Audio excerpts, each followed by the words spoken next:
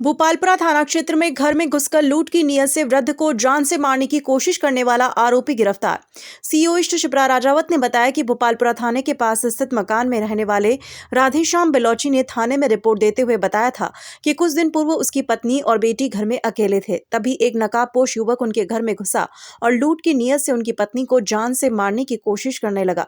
तभी पत्नी ने हिम्मत दिखाते हुए उसे जोर से धक्का दिया और उसके बाद आरोपी वहां से फरार हो गया। इसके बाद पुलिस ने कार्यवाही करते हुए एक विशेष टीम का गठन किया और आसपास के सीसीटीवी खंगाले तो एक नकाबपोश युवक स्कूटी लेकर जाता हुआ दिखाई दिया। तकनीकी संसाधनों की मदद से और मुखबिर की सूचना पर भोपालपुरा थाना पुलिस ने बेदला निवासी वर्णिक सिंह को गिरफ्तार किया और उससे पूछताछ की तो उसने वारदात को अंजाम देना कबूल किया। पूछताछ में सामने आया है कि वर्णिक सिंह शहर के एक कॉलेज में इंजीनियरिंग का छात्र है और वो ऑनलाइन गेमिंग में लाखों रुपए करवा चुका था, इसीलिए उसने इस वारदात को अंजाम दिया। पुलिस फिलहाल आरोपी से पूछताछ कर रही है, जिसमें और भी कई खुलासे हो सकते हैं। 27 जनवरी को एक रिपोर्ट प्राप्त हुई थी, राधेश्याम बिलोची जी ने की थी कि एक अज्ञात युवक उनके घर में घुसा और उनकी वाइफ का गला दबाने की कोशिश की और फिर उन्होंने विरोध किया। वाइफ ने जग गई वो और विरोध करने पे वो भाग गया। उसने एक बड़ा सा हेलमेट भी पहन रखा था तो उसका चेहरा वो दिखाई नहीं दे रहा था। तो ये इसको बहुत गंभीरता से लेते हुए उच्च अधिकारियों के आदेश प्राप्त हुए कि इसमें त्वरित गति से इसमें टीम गठित की जाए और इसको वारदात को खुलासा किया जाए। एसएचओ भरत जी के नेतृत्व में हमने एक टीम गठित की जिसने पूरे सिटी के सीसीटीवी फुटेज खंगाले और ह्यूमन इंटेलिजेंस के थ्रू सूचना एकत्रित की। तो पता चला कि इस वारदात के अंदर एक व्हाइट कलर की जुपिटर स्कूटी यूज हुई है। जुपिटर स्कूटी यूज उसमें जब पता चला तो कई संदिग्ध युवकों को लाया गया, पूछताछ की गई। जो राधेश्याम बिलोची जी थे उनका एक पोता है आयुष, उसके भी कई दोस्त हैं, उनसे भी पूछताछ की गई। तो एक दो युवक हमको संदिग्ध लगे। तो एक युवक था जिसपे हमें शक हुआ और उससे पूछताछ की गई, जिसका नाम था युवक वर्णिक सिंह। वो आयुष का दोस्त ही है। तो उसपे शक हुआ, वही निकला, वही अंदर घुसा था और उसने ये वारदात की थी। उसने अपने दोस्त की स्कूटी यूज की थी जुपिटर और अपने दोस्त की दादी के ऊपर हमला किया था। इस वारदात के पीछे जो मोटिव था, पूछताछ करने पे ये सामने आया कि जो वर्णिक सिंह था वो सट्टे का आदी था, अपने दोस्त के साथ में सट्टा खेलता था। उसके ऊपर कुछ कर्जा भी हो गया था।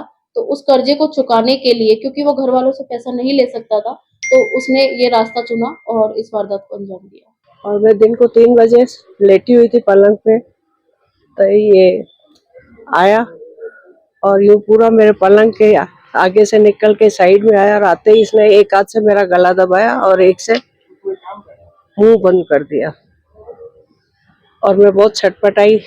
अपने को छुड़ाने की कोशिश भी की मैंने, छोड़ नहीं रहा था और मैं इसके एक हाथ से मैं भी फिर हेलमेट उतारने की करी, एक हाथ से उसका भी हाथ हटाऊं, कुछ नहीं कर पाई। एंड आखिर मेरा दम घुटता गया, जब लगा कि नहीं अब मतलब बचना नहीं है, ऐसा ही मुझे महसूस हुआ। तो पता नहीं भगवान ने कहाँ से हिम्मत दी, मैंने उसको एक जोर की लात मारी और उल्टी हो गई। उल्टी होते ही वो मेरे इस साइड से था तो उसका हाथ मेरे मुंह से थोड़ा फिसल गया तो मैं जोर से चिल्लाई, बचाओ बचाओ।